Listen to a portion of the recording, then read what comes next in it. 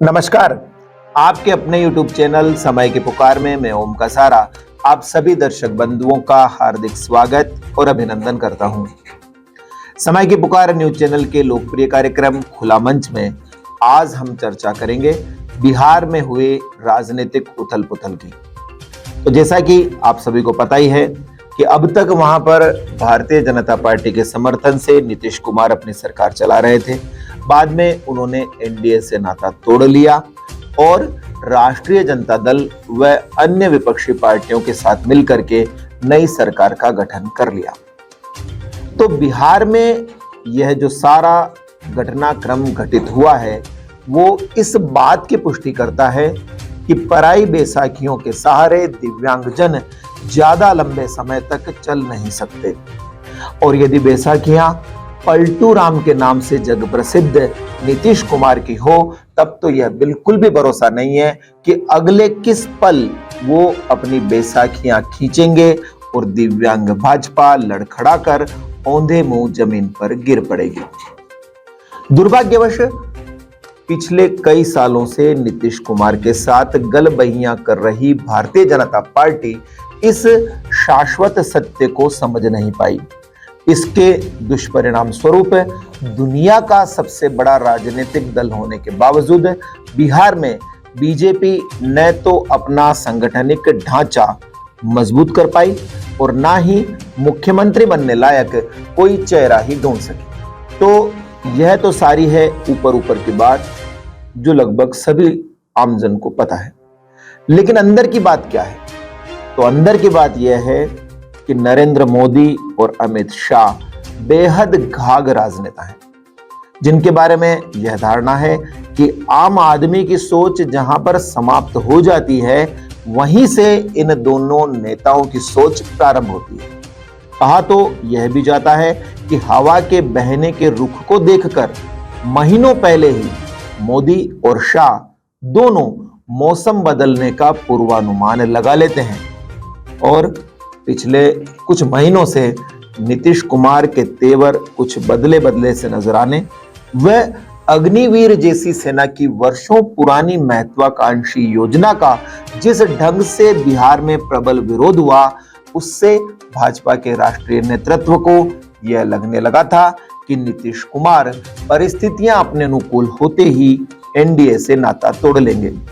यह पूर्वाभास हो जाने के बावजूद नीतीश कुमार को मनाने अथवा रोकने की ज्यादा कोशिशें इसलिए नहीं की गई क्योंकि भाजपा बिहार में अपने दम पर सरकार बनाना चाहती है।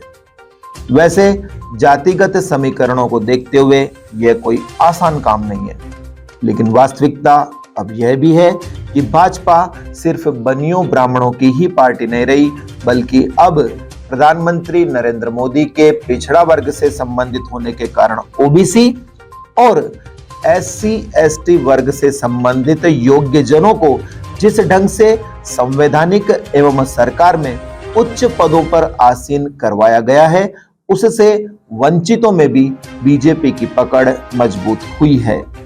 यही वजह है कि अमित शाह पिछले काफी लंबे समय से बिहार में भाजपा संगठन का माइक्रो मैनेजमेंट चाक चौबंद करने का प्रयास कर रहे हैं। पार्टी के राष्ट्रीय अध्यक्ष जेपी नड्डा का हालिया बिहार दौरा भी उसी नजर से देखा जाना चाहिए, जिसमें उन्होंने कहा भी कि आने वाले कुछ वर्षों में बीजेपी बिहार में इतनी मजबूत हो जाएगी कि अन्य राजनीतिक दलों का सफाया निश्चित है। वैसे यह बात कुछ अहम से परिपूर्ण लगती है, लेकिन जिस ढंग से भाजपा ने ठेठ बूथ तक अपनी पकड़ बनाई है उससे यह अप्रासंगिक भी नहीं लगता। तो भला जो बिहारी बाबू हैं नीतीश कुमार, उनको जेपी नड्डा द्वारा कही गई यह बात कहां सुहाने वाली थी? यही खास वजह रही कि उन्होंने अपना अंत निकट जान उस राष्ट्रीय जनता दल से भी हाथ मिलाना उचित समझा जिसे विपक्ष में होने पर स्वयं नीतीश कुमार भ्रष्टाचारी और गुंडों की सरकार कहने से भी नहीं हिचकिचाते थे। वैसे भी तेजस्वी यादव जिस प्रकार से उप मुख्यमंत्री पद की शपथ लेने के बाद अब गृह मंत्रालय पर भी अपना दावा जता रहे हैं तो शायद नीतीश कुमार के लिए सरकार चलाना आसान भी नहीं होगा। अब देखना यह है कि भाजपा इस अवसर का लाभ उठाकर किस प्रकार से विपक्ष की भूमिका प्रभावी ढंग से निभाती है और विधानसभा चुनाव होने के शेष 2 सालों में अपना संगठन मजबूत करके इसे मुख्यमंत्री पद का दावेदार घोषित करती है। यहाँ पर विशेष उल्लेखनीय बात यह भी है कि नीतीश कुमार की असली नजर 2024 में होने वाले लोकसभा चुनावों पर है। वो स्वयं को प्रधानमंत्री पद का उम्मीदवार मानते हैं और बिहार में महागठबंधन संबंधी यह जो नया प्रयोग भी किया गया है वो इसीलिए कि आगामी लोकसभा चुनाव गैर भाजपाई दल मिलकर लड़ सके। ऐसे में यदि प्रधानमंत्री अपने निकट भविष्य के प्रतिद्वंदी नीतीश कुमार को अभी से पटक नहीं देना चाहते हैं तो उन्हें बिहार में ही घेर कर रखना होगा। इसका सबसे अच्छा तरीका यही है कि भारतीय जनता पार्टी बिहार में एकमात्र विपक्षी दल होने के नाते सड़कों पर उतरकर जोरदार संघर्ष करे और बिहार को पुनः अराजक तत्वों के हाथों बर्बाद होने से बचाए। वैसे आज तक भी दुनिया इस बात को भूली नहीं है कि जब राष्ट्रीय जनता दल का राज था तब वहां पर किस तरह की अराजकता की स्थितियां थी, किस ढंग से भ्रष्टाचार होता था और कैसे अपहरण की फैक्ट्रियां चलती थी। तो इसलिए मौका बीजेपी के पास में बहुत अच्छा है।